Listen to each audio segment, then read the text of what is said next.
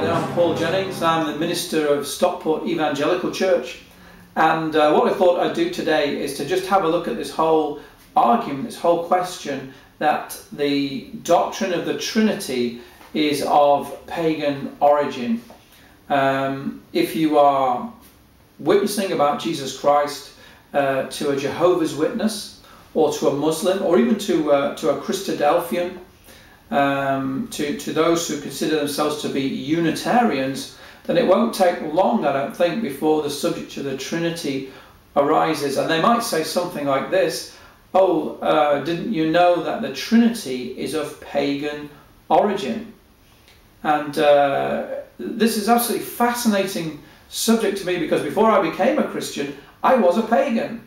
And so I know a little bit about paganism and the history of mythology and religion around the world, particularly ancient cultures. And so when I hear that argument, my sort of antennae start to reach out, and I think, hang on, is that really true? Could it possibly be that the Trinity is of a pagan origin? And what I want to do is just really reduce their argument down to a formula using the sort of philosophical method. And it fits quite nicely into this formula. I think it describes it very accurately. And the formula is 3 premises and 1 conclusion. Okay, and it would work something like this. Premise 1, my religion or my organization is teaching the truth. Premise 2, my religion or my organization teaches that the Trinity is of pagan origin. Premise 3, there are trinities of gods in pagan mythology and religion. Conclusion, the Trinity is of pagan origin. And you might think, yeah, well, what's wrong with that? That seems right. But I want to show you that the first 3 premises do not naturally lead one to the conclusion. The fact that there are trinities of gods, and I am not denying that there are trinities of gods, by the way, in paganism. You know, you get these watchtower leaflets and so on with little illustrations and pictures of a 3-headed god and that sort of thing. You may have seen them. They're not fake. They are from pagan mythology.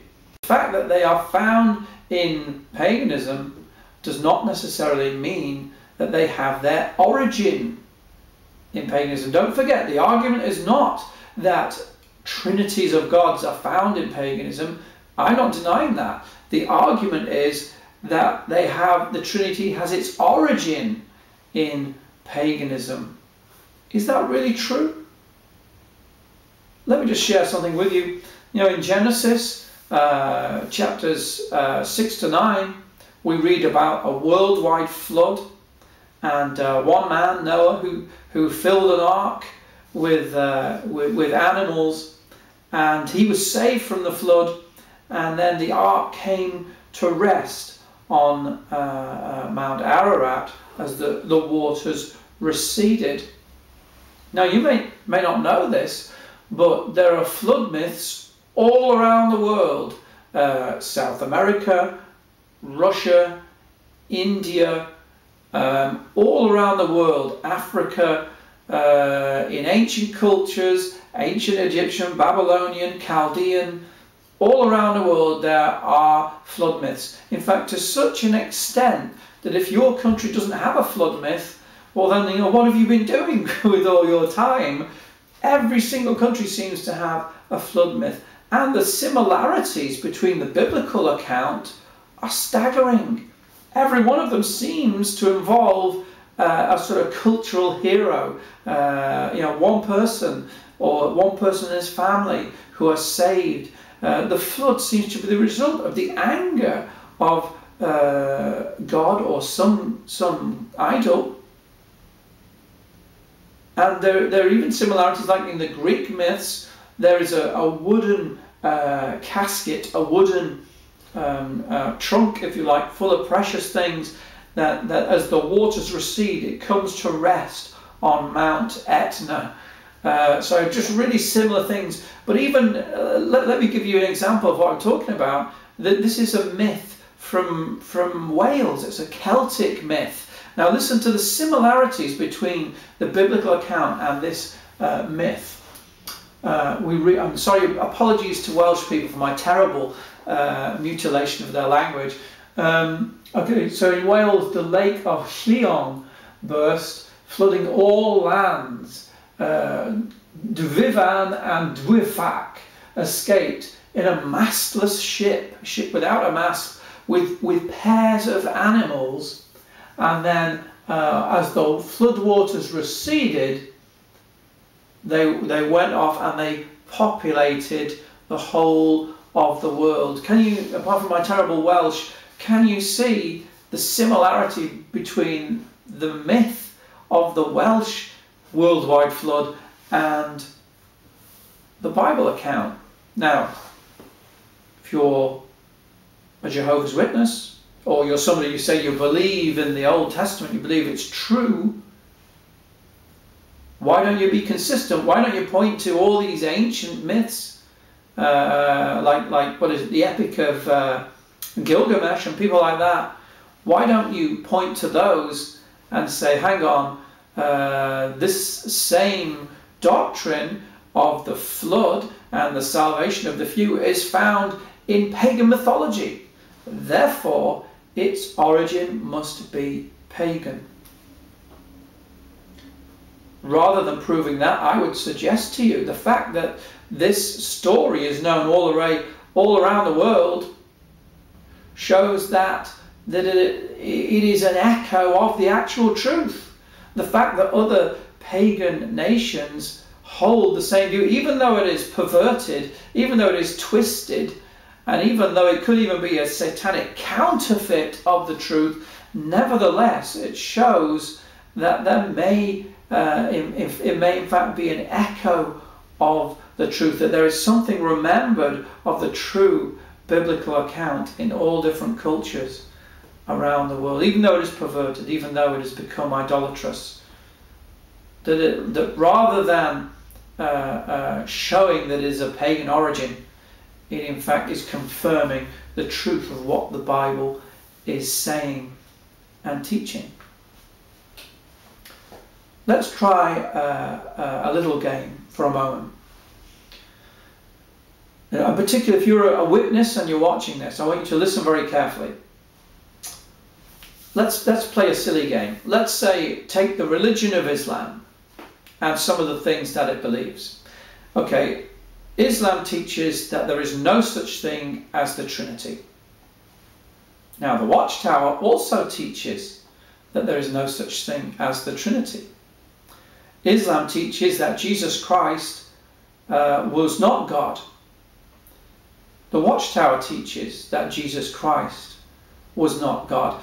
Islam teaches that salvation is, yes, believing in God, but it's also doing good works. The Watchtower teaches that it is a belief in Jehovah, but also salvation involves in doing good works. Now, all these things are similarities. Do we draw the conclusion then that the Watchtower originated in Islam? I don't know anybody who would draw that kind of conclusion. It's silly, isn't it? Of course not. And the argument would be that yes, whilst there are similarities, and no one would deny that, it is the differences that are of the most significance. Therefore, if you're a witness today, why are you not consistent?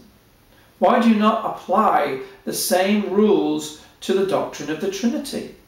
Why don't you see that, yes, there are similarities. We could find similarities in any religion, in any political movement. You know, there are people who equate Fidel Castro to Jesus Christ. They draw similarities between the two of them. They say each one is a revolutionary leader. Well, in one sense, yes, only in the very broadest sense, but that doesn't mean that Fidel Castro has any connection to true biblical Christianity, does it? Just means there are similarities. What are significant are the differences. That's often overlooked. In pagan cultures, yes, there are trinities, but you know what? There are also quadities and quintities of God. There are also single gods who are on their own. The fact that it uses the number 3 in pagan mythology is no more significant than the fact that they use the number 4 or 5 or 6 or 7. It's no more significant than that. It is the differences that are important. Some of these trinities that are described, not trinities in the biblical sense, the Bible teaching is that God is one being. And whenever you deal with Unitarians, they bring out all the scriptures that say, the Lord thy God is one. Yeah, but there isn't a single Trinitarian who doesn't believe that. We all believe that God is one being, but we say one being in 3 persons. Now, the pagan mythological trinities don't believe that. Let's get into the detail. What would happen would be that, say, in Egyptian mythology, the Egyptian religion would be that one god is over one area and another god is over another area, and when one Egyptian tribe takes over the other area, then they bring the 2 gods together and they have to have some kind of relationship together. If you take over 3 areas, then they put all the gods together and that becomes the Trinity. But they remain separate gods. The biblical Trinity does not teach that. It says there is only one God. Only one God. And that he is in 3 persons. It does not teach that the Father is God, the Son is God, and the Holy Spirit is God. That's Mormonism. That's what Mormons believe. They believe in a pantheon of gods, or particularly in that case it was called a tri-pantheon of gods. But people who believe the Trinity don't believe that. They believe that God is one being in 3 persons. Sometimes it's pointed at,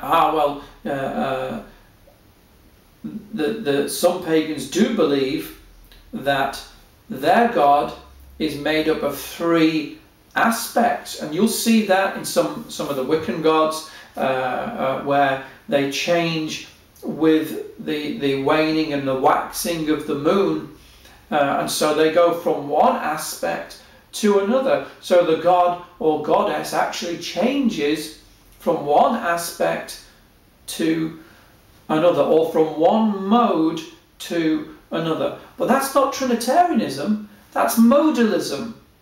If you're going to start talking about this subject with Christians and arguing with them, you really need to understand the significant differences. Just as I said, we wouldn't argue that the Watchtower and Islam are exactly the same. Obviously there's similarities, but there are significant differences, and it's the same with the Trinitarian position. If you're going to argue intelligently, you need to appreciate that. Okay, modalism is not Trinitarianism. That leads to things like oneness, Pentecostalism. That's a heresy. That's heretical. It is 3 persons, 3 separate persons, but one being. Also, there are arguments that go out about the Egyptian Trinity, saying, oh, well, Jesus is like Horus, and so on. But what's interesting to me is this, that if you go back to the original debate about the Trinity in the early church, where you have Arius, or Arius, depending on how you want to say it, the Arian controversy, and he was opposed by Athanasius, not once does Arius raise the issue of the Trinity being of pagan origin. He never uses that as his argument. Why not? Why didn't he just go and say, well, of course we all know that the Trinity is of pagan origin, it's not from the Bible. He never argued that case. to come so soon after the time of the apostles. Why didn't he argue that? Why didn't he take up that argument and use it? Because he didn't believe it to be true. So where does this pagan argument come from? Where does the idea that the Trinity is pagan actually come from? Well, it comes from the late 1800s. It comes from German theology. It comes from a growing feeling of anti-Semitism, which had its fullest expression, of course, under Hitler. But it's around this time, the late 1800s, Germany is a fairly new nation, and there's a feeling of resentment, an anti-Semitic feeling, and a rejection of Jesus as the Jewish Messiah. That's really where this comes from. And of course, out of all that comes things like higher criticism, challenging the Bible, the truth of the Bible. And isn't it interesting that round about this time in the 1800s, we're getting the formation of Christian cults like Mormonism, the Jehovah's Witnesses, and they're taking these new arguments and using them to undermine biblical Christianity, true orthodox biblical evangelical Christianity, and they've run with these arguments ever since. But the significance of the differences is being overlooked. And if you're a witness today, or a Muslim, or a Christadelphian, I want you to look into the significance of the differences. Trinitarians believe that God is one, but that he is in three persons. I hope this goes some way to answering whatever questions you may have on this idea that the Trinity is of a pagan origin. I want to come back to my original formula. Are you believing it because your religion says it teaches the truth? Are you believing it because there are trinities of gods in paganism? So what? There are accounts of worldwide floods in paganism. Doesn't mean that it has its origin in paganism. And are you drawing the wrong conclusion because of that? Please think about these things, and don't just believe what your organization or religion tells you simply because it tells you. Please read the Word of God and do your research. Thanks for listening.